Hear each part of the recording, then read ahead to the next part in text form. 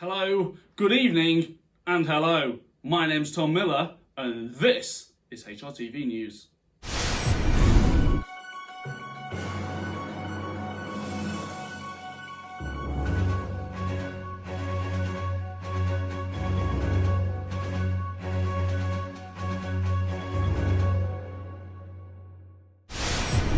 Our top stories this week.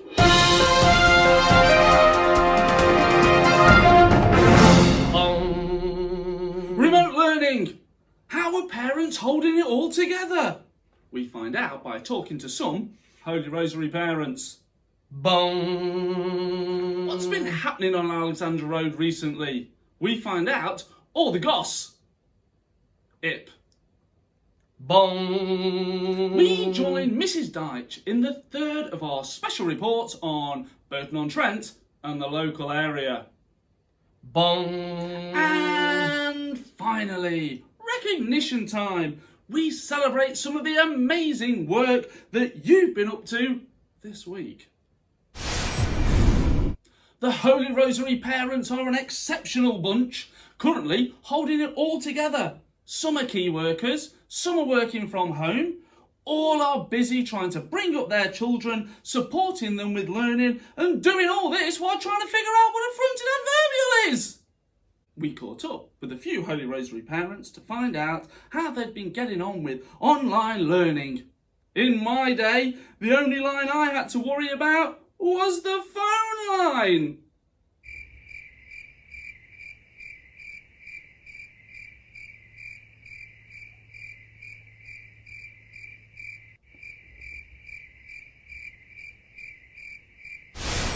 My name is Mrs. Cross. My children are in preschool and year 2. Our homeschooling day consists of check-in on MS Teams live at 9:30 where we complete the English lesson.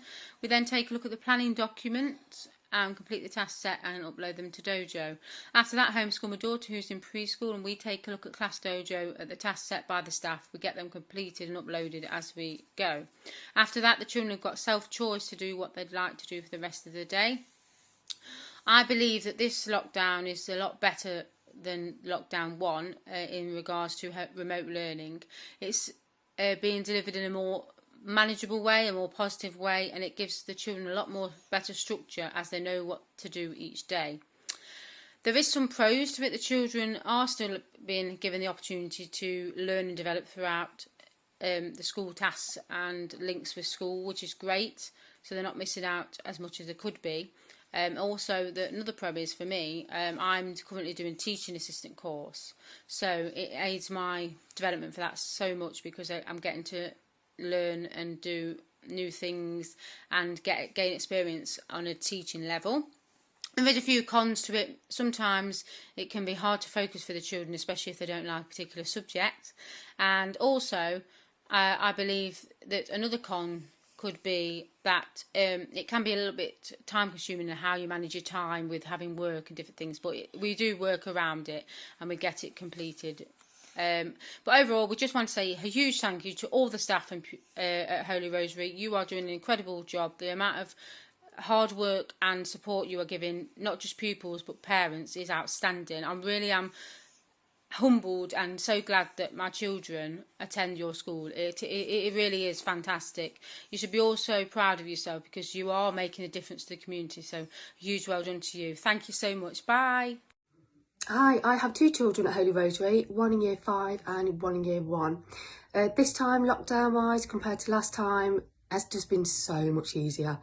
The Holy Rosary have come together amazingly well for the support. My son in year 5, kind of see him first thing in the morning for a bit of breakfast. He'll go in the playroom and then literally he's got his online lessons. He does all his core subjects. He emails me or photographs me work that he's done for me to upload onto Class Dojo. And really, if I'm honest, apart from him needing food or needing the toilet, I don't actually get to see him. And then my child, Scarlett, in year 1, she kind of does a book club or her spelling shed in the morning, does her morning catch up with her teacher, Mrs. Deitch, so she can see all her school friends, and that's just so lovely, you know, for the children to keep in contact and to see each other. She then goes on to do her English lesson that's been set out, does her maths, her phonics, and then we do some kind of craft or a bit of playtime, something like that, if I'm honest. We kind of got ourselves into a really good routine. Like I say, having the online lessons, having the structure from Holy Rosary has been absolutely brilliant. I mean, I can't fault them. You know, whenever we've needed any advice, any assistance, you literally just email on Class Dojo, as you most probably know, and they'll always come back to you. So we will see what happens. Everybody, you're doing amazing, fantastically well at home. All the parents, carers, grandparents, all the children, you're doing superb. And the teachers, just a massive call out to the teachers. You have been fantastic, and without you, we don't know where we would be. So thank you very much. Everyone continue to stay safe, and we'll hopefully all get together soon. Hi, I've got two boys at Holy Rosary, one in year 6 and one in year 4. A typical homeschooling day can vary for us, as me and my husband both have work commitments, but generally the children will attend registration at 9:30. They'll have their online lessons at 10:30 and 11:30, and then they'll have their independent tasks in the afternoon.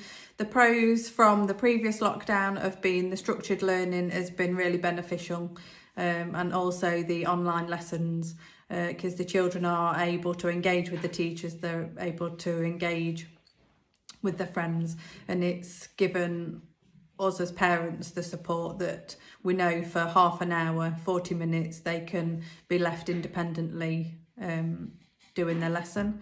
The cons are home is obviously not an ideal environment. The children can get distracted. Obviously, we've been in this lockdown a long time now, and people are finding it difficult. We do have a child with an SEN provision, and we realised quite early on that we were facing challenges that probably not everybody else was facing, but I reached out to the school teacher, I reached out to Miss Mulligan and Mr Brogan, and the support they provided was absolutely amazing. They provided us with strategy and alleviated any stresses and fears that we were experiencing. I can't thank the staff at Holy Rosary enough. I think what they've been able to provide in such a short space of time has been brilliant, and their support and continued support to the children and us as parents has been absolutely fantastic.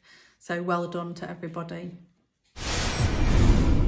Who and what is an Alexandra Roadie?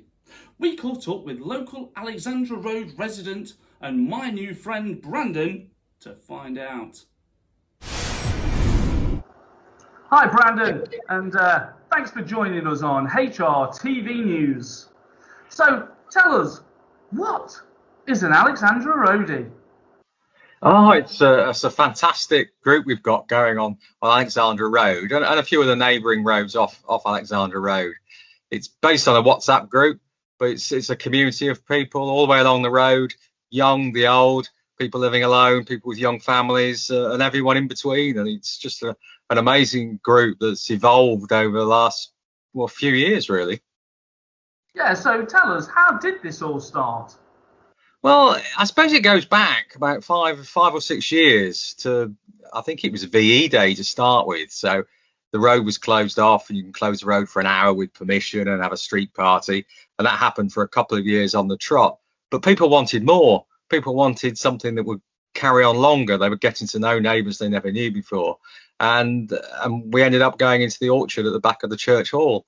For 2 years, we did that, and we had a fantastic day, picnicking, games for the children, games for adults, live music, and carrying on all afternoon. And unfortunately, of course, we can't do that at the moment. But as a spin-off from that, we formed the WhatsApp group. We all got to know each other, and we share information, we do socials and all sorts of things. So I know that you've been up to quite a lot in the community. So tell us, what are the Alexandra Roadies? What kind of things have you been involved in? Oh, all sorts. I mean, local people, children and adults coming to your school would have noticed last year we had scarecrows along the street in lots of houses and bunting up. That's going to be repeated this year, so we're all working on them now to get them out at the end of March before Easter. Fantastic for people to look at. We were getting people visiting, driving through slowly and having a look, so that was fantastic. We started collections for the Windhill Food Bank. So I act as a point for people to drop their products off, and then I drop them up to Kim at the food bank. So that's doing stuff for the community. We share information to each other. Anything suspicious on the street, anyone who's got anything they want to get rid of. I mean, we had one family arrive on the street, new to the area, maybe new to the country. They had nothing. Within 2 days, we'd furnished the house for them from top to bottom. Wow. It's that sort of thing, that a group of people, I think there's 56 members on the group at the moment, last count, all the way along the road from one end to the other. And it's just people just genuinely looking after each other. And it feels very special, but I think that could happen on any street, in any community. I mean, it is just people willing and wanting to help each other. And I think everyone gets a really good feeling out of helping. I think it's clear that the Alexandra Road community have really come together. So in the future, do you have any more plans? Well, we're hoping we'll have another garden party. That will take place. That will be the major event of the year, and so like our mini festival, with everyone pulling together. We have a bit of an organising committee that works on that, and that was the sort of the crux and the core group. But we'll carry on doing what people want to do, and lots of people have ideas. So we've got I suppose there's a few people on the street that are a bit more active than others, but anyone can come up with an idea, and those who want to get involved and run with it will run with it. So certainly at our end of the street, we try and do a bit of litter picking and clear the guttering and stuff outside, the gutters, to try and keep the street tidy. And the better it is, the more loving it is, and the better of a community it is to live in. I mean, we have to live here, and make the place a nice place to be. I know during the last snowfall that we had, you guys were out and you were clearing the hill on the roadside outside the school too. It's obviously such an amazing community.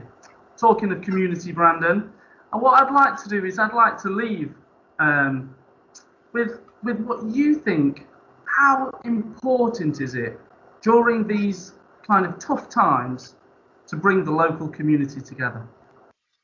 Oh, I think it's been amazing. I mean, we have people who live alone, and some people have had to shield for various reasons, maybe their age, and to have a neighbourhood that they can talk to, whether it's on WhatsApp or messaging, or across the garden fence. I mean, it's just been incredible. People have come out in their front gardens and chatted across the road and all sorts, and baked cakes for each other. And we've started a bit of a sourdough club based on someone's starter. It's all just little things like that. I mean, we didn't know, of course, when it started to set up, that it would be such a useful thing in the current situation that's gone on now for nearly a year, and seems no end. Well, there is no end to it at the moment. And anything we can do to support each other is great. Just looking out for the neighbours, and people feel they can ask for help if they want it, which I think is just amazing. Brandon, I feel like you and the rest of this community of Alexandra Roadies that you've brought together and that has been brought together are an inspiration. And I really hope that other people watching this video find some inspiration in it and are able to join their communities together. I would love to see things like this all over Windsor, and I'm sure that other people will be inspired in the same way. Brandon, thank you so much for joining us today on HRTV News. All the best. Thank you.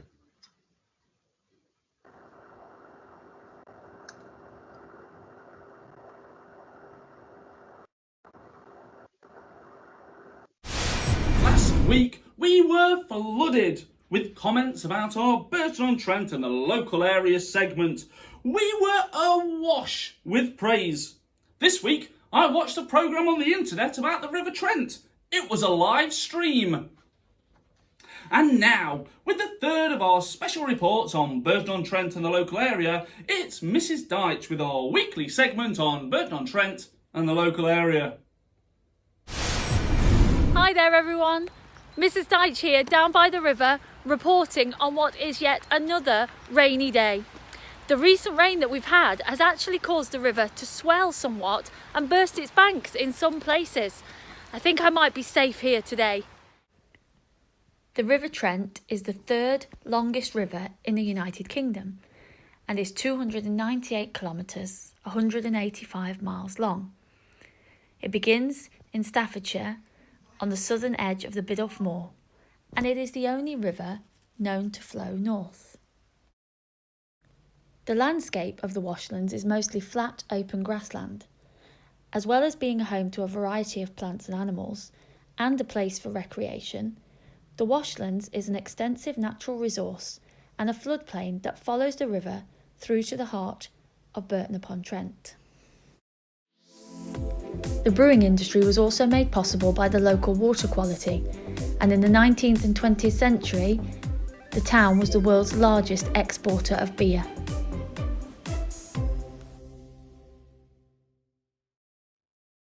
The Washlands are prone to being extremely waterlogged when the river is high, and a simple footpath across the meadows would on many occasions have made the walk between Stapen Hill and Burton impassable. The picture here shows the viaduct saving the day in 1910. Throughout the last 100 years, the river has continued to be prone to several bouts of severe flooding. This footage, captured in 2012, shows just how significant the rising river levels can be. Recent flood levels had a way to go before rivaling the scenes captured here.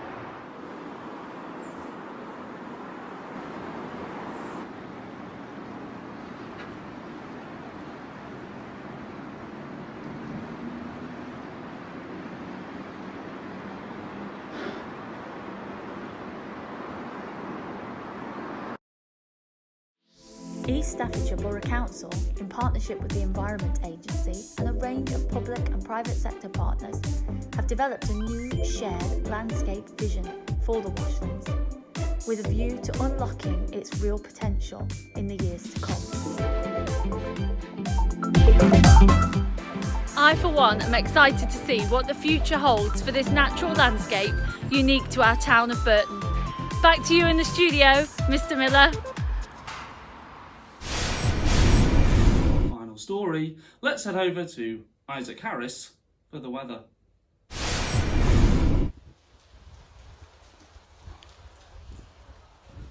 It's raining.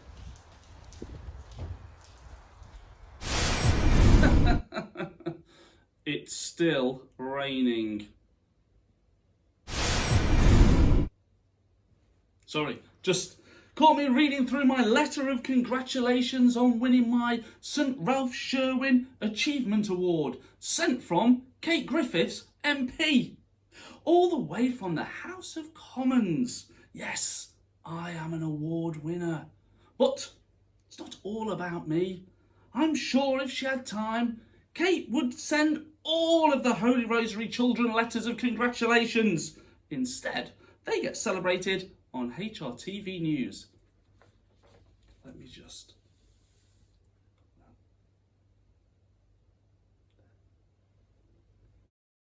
So, with that in mind, let's have a look at what some of the children have been up to this week in this week's episode of Let's Have a Look at What Some of the Children Have Been Up to This Week.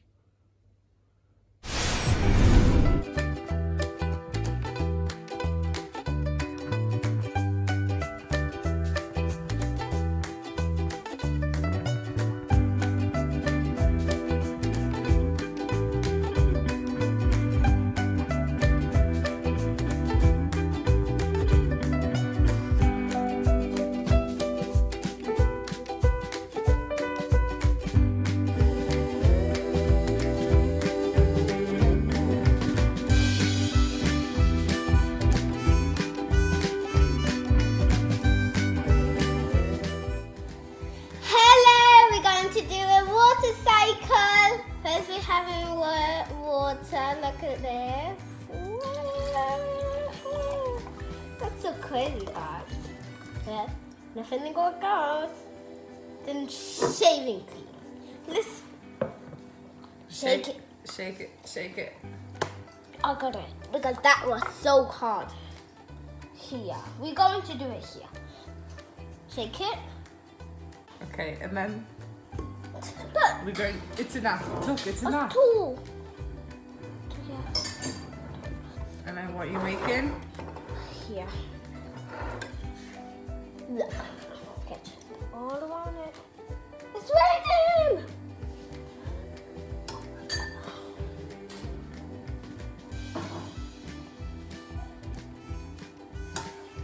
It's raining. I'm going to be all around those.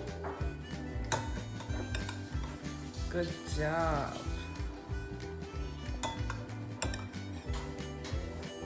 Look, it's raining. Then look at us. Then you turn off.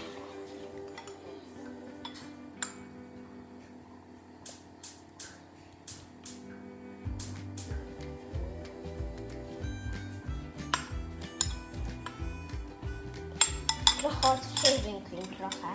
Good job. And then what happened? It's raining, guys! Say bye. Bye bye, everyone. I love you. That's all we have time for today. But remember, loving heart, strong mind,